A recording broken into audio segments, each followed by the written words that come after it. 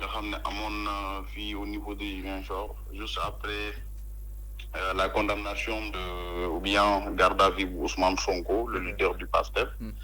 Donc ñu ne woon ay violences yu intenses depuis toutes ces semaines-là. Donc fi nga xam ne pratiquement dans tous les quartiers de Ziguinchor, comme Lindiane, ñëw Grand Yoff, Néman, Tilène, ainsi de suite, ainsi de suite. Mais depuis hier, quand même, on a noté que le calme est revenu dans certains quartiers, pratiquement comme quartier Imre Lindiane, comme ay Tilène tey jël axe université bi ba bu ko tey pratiquement le trafic est un peu voilà fluide. Nit ñaa ngi dox seen soxla di ñëw sauf que côté Lindiane moom là-bas c'est un peu difficile jusqu'à présent. C'est un peu difficile comment voilà donc barricade yi foofu. c'est vrai que barricade dañagul ba tey. waaw amul affrontement direct entre forces de l'ordre et manifestants mais barricade yaa nga fa ba léegi ce qui fait que koñ boobu ça c'est un peu difficile que gars yi di dugg di gën mais quant à yeneen quartier yi moom li la jëlee comme ni ma ko waxee tantôt de l'université tey ba dugg bu ko jël axe bi jël 54 dem Tilène wàcc si ay Kajoor quartier yooyu pratiquement on a noté que le calme est revenu circulation baa ngi dox nit ñaa aussi ñoo ngi doxi seen soxla di ñëw. Alors si bilan par rapport ak mort ak blessé yi est-ce que am na bilan officiel bi. Voilà, bilan officiel, pratiquement, on avait noté que 4 Imre Limon avant-hier. Donc, jusqu'à présent, noté même les blessés, il y en a au niveau de l'hôpital régional du Ziguinchor. Jusqu'à présent, c'est un état de santé, d'après les informations qu'on a, évolue. Et jusque-là, quand même, noté des morts d'hommes. Ils ont succombé à leurs blessures. De toute façon, comme nous l'avons dit l'autre fois, on n'a que 4 morts, donc jusqu'à présent amatuñu yeneen morts yoo xam ne ñëw nañu ajouté wu ci donc ñu koy santé suñu borom bu baax a baax parce que c'était une situation vraiment chaotique et il a fallu voilà peut-être l'intervention surtout de l'armée yi nga xam ne jusqu'à présent aussi dinañ ko souligner moo ngi def quand même un travail excellent chaque jour di wàcc ci mbedd yi di def ay patrouilles ce qui a fait que peut-être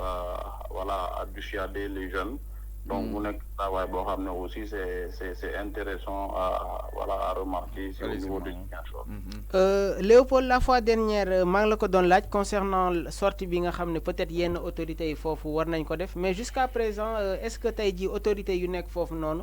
genn nañu wax concernant vraiment l'actualité qui pèse là-bas.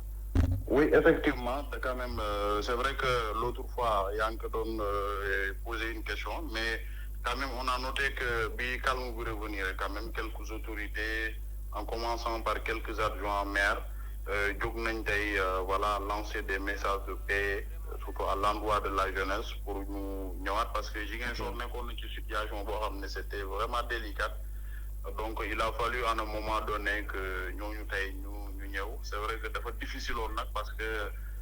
contexte bi joxewu doon en ce moment ñu wax ak jeunesse bi mais je pense qu'ils ont attendu le moment opportun pour aujourd'hui adresser des messages surtout le roi d'Oussouye comme ni ma ko waxee chaque fois yi nga xam ne ay violence day am dans la Casamance de façon générale donc ñooñu dañuy jóg lancer des messages surtout à l'endroit de la jeunesse pour que ñu mën a revenir ak ci jàmm ji nga xam ne moom la ñu reconnaître woon Casamance. Voilà, et quelle a été la réponse de cette population qui est là-bas parce que nous ñëpp xam nañ que Ousmane Sonko est le maire de la ville de Ziguinchor. Et ça maladie aussi. C'est une réaction. C'est une réaction parce que ñun ñëpp xam nañ que Ousmane Sonko fofu nonu maire la fa donc bi autorité yi génnee ban réponse la population yi ndaw yi tamit joxé allant tout ce qui se passe là-bas. Alors réaction bu ñu mëna noter moy pratiquement am nañ dal de façon générale parce que c'est vrai que biñu gëné nu noté wuñu ay frustration bala yenen réaction yo xamné day dem pour yok violence bi quand même on peut dire que manam sen gën geek message ñu alerté quand même ça a eu un effet positif ba xawna calme ñeneen je ne sais pas nak d'ici quelques jours si les tensions vont se remonter mais de façon générale actuellement lu ñu mën noter au niveau de Ziguinchor moy jamm ji dal ñëwaat na. C'est le calme plat. Sauf que dans le quartier de Lindiane, il y a toujours des barricades.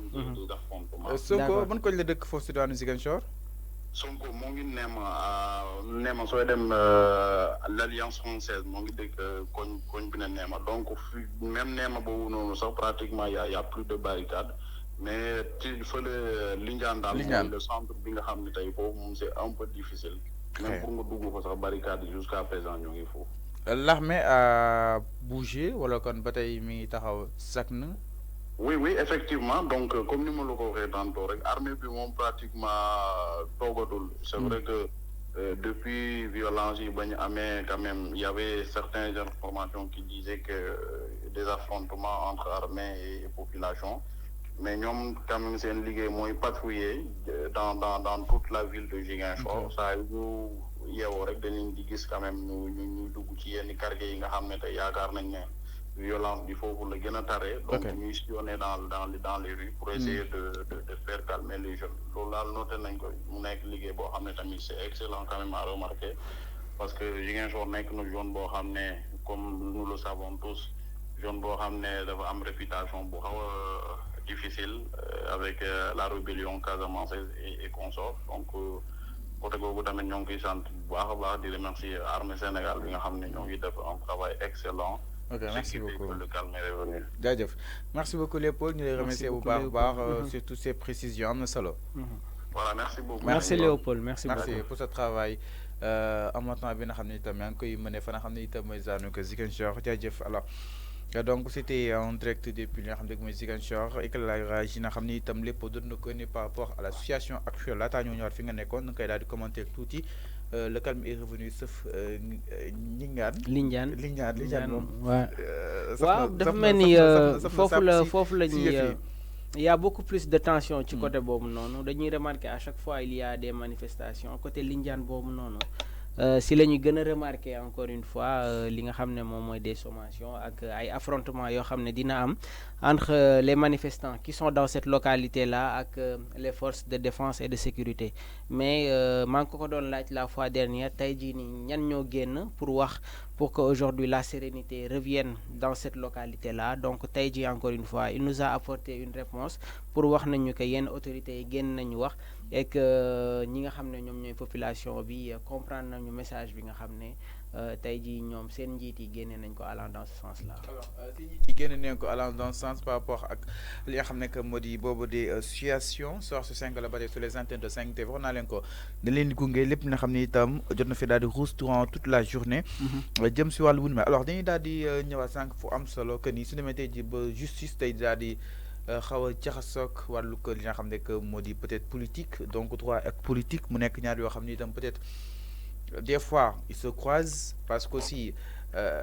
ay actes politiques dafa war a daal di fonné par rapport ak benn soubassement jëm si wàllu droit par rapport ak juristes yi nga xam ne itam les juristes dans le vrai sens du terme ñu soxla leen bu baax a baax dans certains débats comme le cas des deux cas bi nga xam ne itam posé woon na fi aussi le cas d'Ousmane Sonko seuls les juristes peuvent nous édifier par rapport à une participation Ousmane Sonko et tant d'autres donc droit ak li nga xam ne que moo di wàllug politique dina war a nekk quelque chose bien sûr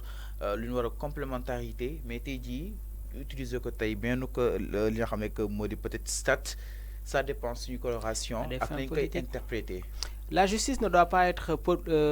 utilisée ou instrumentalisée pour des fins politiques. La justice doit avoir une certaine liberté, une certaine indépendance, d'y donner les bonnes décisions. Et que je pense que si aujourd'hui la justice doit être rendue, doit rendre au nom du peuple en disant li nga xamné mom moy droit. Et que ñun suñu démé tribunal li ñi ñëk gis mom moy une balance. Donc quand on parle de balance, effectivement dafa war di pencher sur les deux côtés. Et que toujours dañu wara jël li nga xamné mom moy la bonne décision. Légui suma ñëwaaté ci ginnaw touti mom la doon wax ci dossier Adji Sarr Ousmane Sonko au début li lañu doon wax viol ñu ñëw ba ci biir Ousmane Sonko ñu atté ko li nga xamné mom moy corruption de la jeunesse donc mën nañ japp né que ci walu bobu nonu mom mo am raison parce que liñ ko doon tuumal defu ko nous n'allons pas encore une fois rentrer dans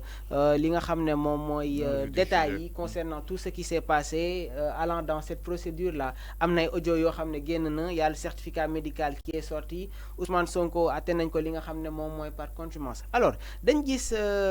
avant mandat de dépôt bi procureur génn na wax ñu laaj ko ci li nga xam ne moom mooy diffamation mu ne diffamation boobu noonu mi ngi toujours en cours et que en droit dafa am lu ñuy woowee la règle de priorité donc ci wàllu boobu noonu encore une fois règle de priorité bi moom mooy appliqué wu parce que Ousmane Sonko dañ ko jugé par contumace et que ñoom xam nañu fu mu nekk tey jii mi ngi ci seen loxo donc effectivement décision boobu noonu dafay casser au moment où il a été arrêté donc jàpp naa ne que dossier Adji Sarr ak Ousmane Sonko il faut que ñu demaat encore une fois ci procès léegi dafa am ay kàddu yoo xam ne Siré Sy daf ko yëkkati nee na même suñuy demaat procès ñi nga xam ne laale woon nañ ci àtte boobu noonu yëpp c'est-à-dire yenn juges yi dañ leen di dindi maanaam dañ leen di remplacer ñeneen ñoom ñooy ñëwaat donc procédure boobu noonu mënul xaj moment yi ñu nekk nii ak 2024 parce que dafay jël temps on est à l'approche des élections loolu c'est le premier constat léegi suñu ñëwaatee si beneen dossier bi diffamation entre moom ak Mame Mbaye Niang ñi ngi ko àtte ci li nga xam ne moom mooy diffamation et ce qu'il faut retenir sur ce dossier là mooy ci procès boobu noonu musuñu gis nit bu ñu àttee ci diffamation jël ay amende aussi lourd teg ko sa kaw donc li ñu mën a jàngataat encore une fois mooy ces procès wala lépp li nga xam ne yoon mi ngi koy jéem a teg en l'encontre de Ousmane Sonko la conclusion qui se tire mooy c'est pour uniquement l'empêcher à être candidat et à se présenter aux échéances de 2024 c'est un constat général loolu nit yi xam nañ ko ces avocats ils le sont sànq Juan Branco bi muy yëkkati ay kàddu sax vraiment encore une fois wax na ko léegi nag man bi may déglu démb garde des Sceaux bi mu waxee ci wàllum contumace boobu noonu fàllu vraiment dama xaw a rus parce que ñun ñëpp xamoon nañ ne que Ismaïla Madior ku ñu respecté woon la ku ñu nawoon encore une fois ci li nga xam ne moom mooy wàllum yoon surtout ak constitution mais xam nañ ne que il a des problèmes un peu ci li nga xam ne il n'est pas trop à l'aise ci wàllum pénal on a vu ce qui s'était passé avec maître Ngagne Demba Touré dafa moom moo génn maître Ngagne Demba Touré génn wax tey ji anamu ñi ngi ko affecté fële nga xam ne moom mooy Matam donc yooyu je pense que dafay nekk encore une confirmation allant dans ce sens-là donc tey ji lépp li nga xam ne teg nañ ko c'est pour uniquement l'empêcher à être candidat aux élections de 2024 léegi Fallou avec tous ces éléments est-ce que ñun tey jii am na ko am sañ-sañ wax ne que la justice a une certaine liberté est-ce que am na ku am sañ-sañ wax ne que justice bi am na li nga xam ne moom mooy indépendance regarde toutes ces arrestations qui se passent dans le pays mais ci benn wàll la xoolal arrestation yépp yi nga xam ne ñi ngi koy assister ci côté Pastef la bracelet électronique yu ñuy wax nii ñan lañ ko takkal donc yooyu noonu yépp c'est des choses yoo xam ne ci benn côté moom lañ dem donc il est temps encore une fois que la justice revenira à ses pas malheureusement dañ nekk ci contexte boo xam ne elle fait partie des maux les plus profonds de la société léegi nag comme j'ai l'habitude de te le dire les Sénégalais comprennent li nga xam ne moom mooy l'évolution de la vie politique lépp lu leen jaaxal effectivement dañuy dem à la réflexion pour jéem a am li nga xam ne moom mooy une réponse beaucoup plus claire mais li texte yi bind leer na concernant contumace contumax bi dossier boobu noonu décision boobu noonu au moment où je te parle au moment bi nga xam ne téléspectateurs ñu ñuy seetaan dañuy jàpp ne que décision boobu noonu existeetul parce que ñoom ñoo jàpp Ousmane Sonko yóbbu ko fële nga xam ne moom mooy Sébikotane tey jii mi ngi hôpital principal pour jël des soins Fallou alors pour jël des soins moom ki nga xam ne que moo di Ousmane